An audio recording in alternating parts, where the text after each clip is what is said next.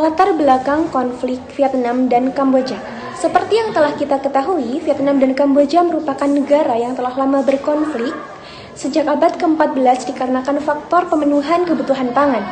Konflik ini semakin diperkeruh karena adanya kebijakan rezim Pol Pot Kamboja yang tidak manusiawi dengan melaksanakan genosida massal sejak 1975 hingga 1978 terhadap rakyat Kamboja berketurunan Vietnam yang menelan korban hingga 2 juta jiwa.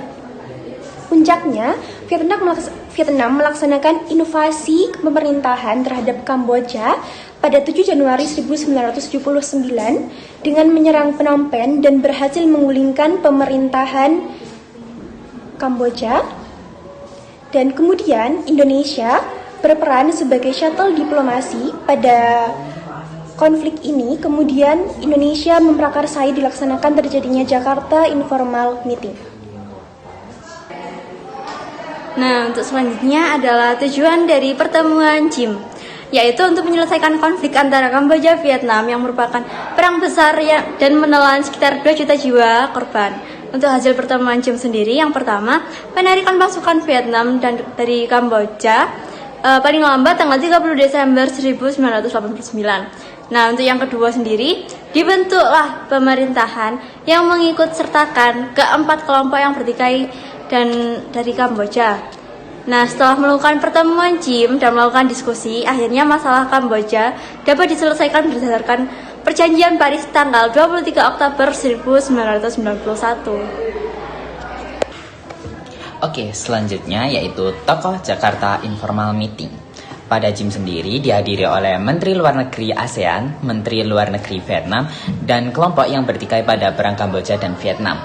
Pada Jakarta Informal Meeting yang pertama dihadiri oleh Indonesia yang diwakili oleh Mokhtar Kusuma Atmaja, yang kemudian pemerintah demokratik Kamboja yang dihadiri oleh Norodom Sihanouk, yang ketiga adalah pemerintah Vietnam yang dihadiri oleh Nguyen Khottach, yang keempat dihadiri oleh Hun Sen dari negara Republik Rakyat Kamboja. Untuk selanjutnya di Jakarta Informal Meeting 2 dihadiri oleh Australia yang diwakili oleh Evan Garrett. Selain itu ada keturutsertaan oleh PBB dan UNTAS loh.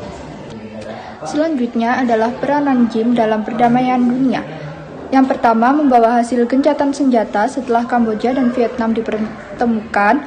Kedua, menurunkan pasukan PBB ke perbatasan Kamboja.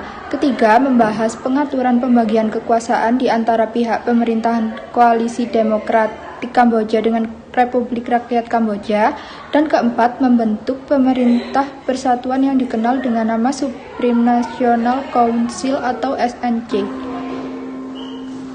Oke, yang selanjutnya adalah peranan Indonesia dalam Jakarta Informal Meeting. Jakarta Informal Meeting itu sendiri, Indonesia berperan sebagai tempat penyelenggaraannya, yaitu berlokasi di Jakarta.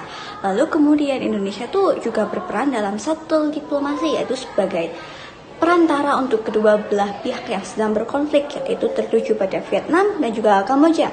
Kemudian Indonesia itu berperan menjadi penyuplai atau mengirim bala bantuan berupa militer, yaitu dari pasukan kontingen Garuda 12A dan juga 12D.